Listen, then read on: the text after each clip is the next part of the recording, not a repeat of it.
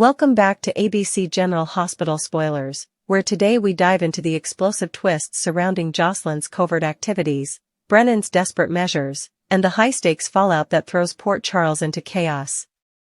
Beneath the surface of summer tranquility, a dark undercurrent of deception has begun to unravel, threatening not only personal loyalties but the very core of law enforcement in the city. What began as a secretive mission soon escalates into a citywide crisis, and the consequences will echo through every corridor of General Hospital. It all began with Jocelyn's quiet departure from Port Charles under the guise of taking a break from her stressful academic life. Carly, always protective of her daughter, believed the trip to be harmless. But beneath the surface, a more dangerous truth simmered. Jocelyn wasn't simply on vacation. She had been recruited into a covert operation by Brennan, whose true identity and motivations remained murky. Brennan had slowly embedded himself into the lives of several citizens of Port Charles, and his influence extended farther than anyone suspected. Jocelyn's involvement had to remain hidden at all costs, especially from Carly, who would never allow her daughter to engage in such dangerous work. However, secrets in Port Charles have a way of surfacing. Brennan, who had meticulously constructed his facade, began to fear that the delicate web he wove was about to collapse. Whispers of Jocelyn's activities reached corners of the city he hadn't accounted for. Though she had carried out her part flawlessly, the simple act of her disappearance from Carly's radar became a liability.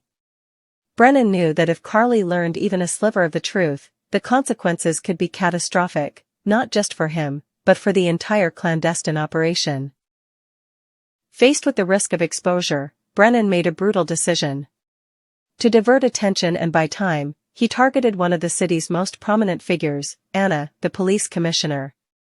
Anna had long been a symbol of justice and truth in Port Charles, and she had started growing suspicious of Brennan's increasingly erratic behavior.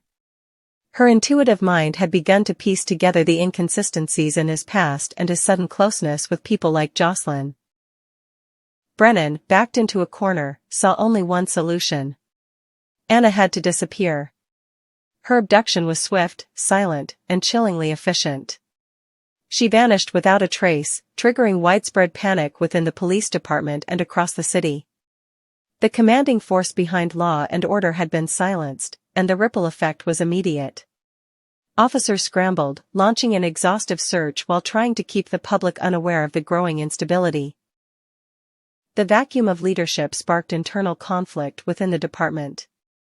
Officers who once relied on Anna's guidance found themselves clashing over how best to conduct the search and who to trust.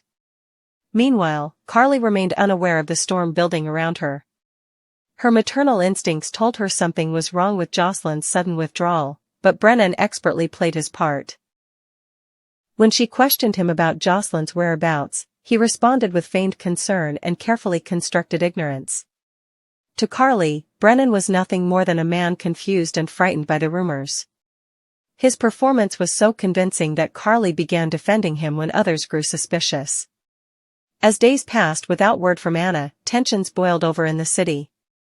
Jordan, Mac, and Chase began pursuing their own separate leads, each convinced they were the only ones close to the truth.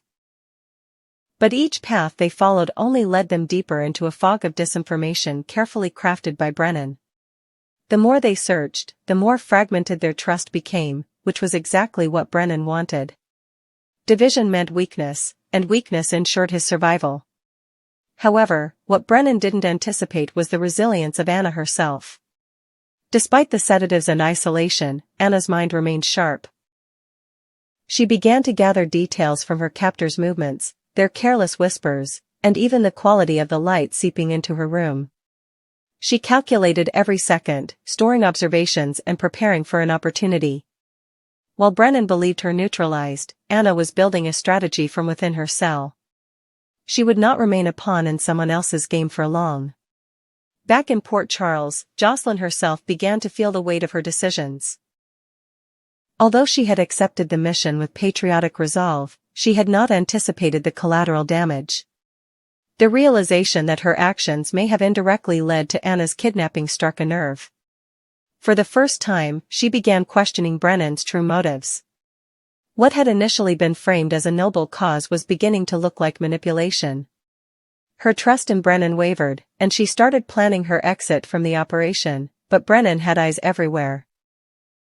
She knew that if she made one false move, he could turn on her next.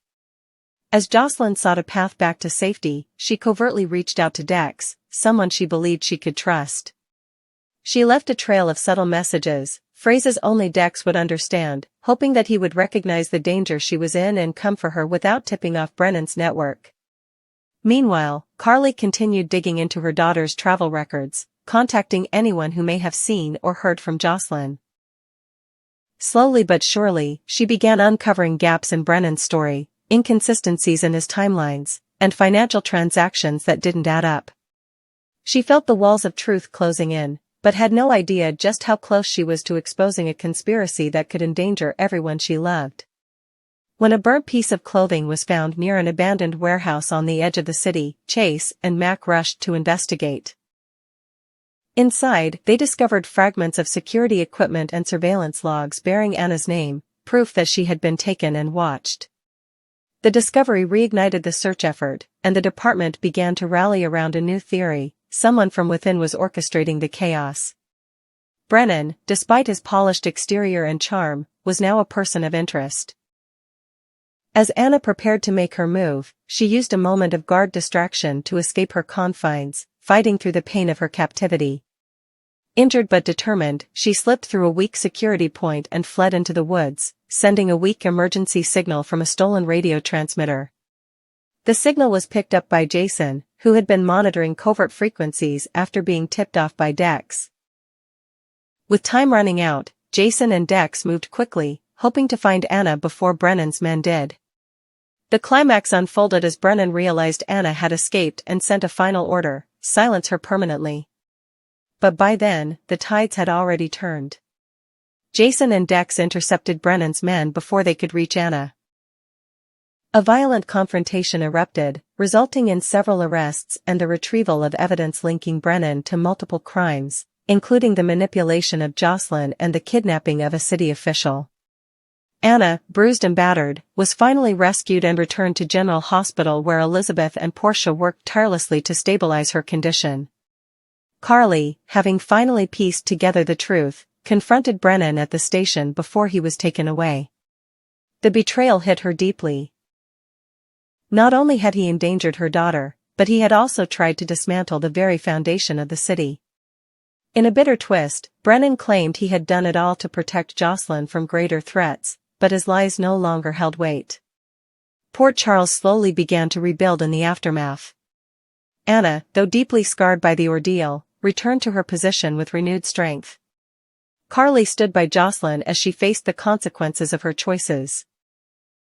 Trust had been broken, but lessons had been learned. Jocelyn, who once believed she could navigate the shadows, now understood the price of silence and the danger of misplaced loyalty. And as Brennan sat behind bars, awaiting trial, whispers of others involved in his network began to circulate.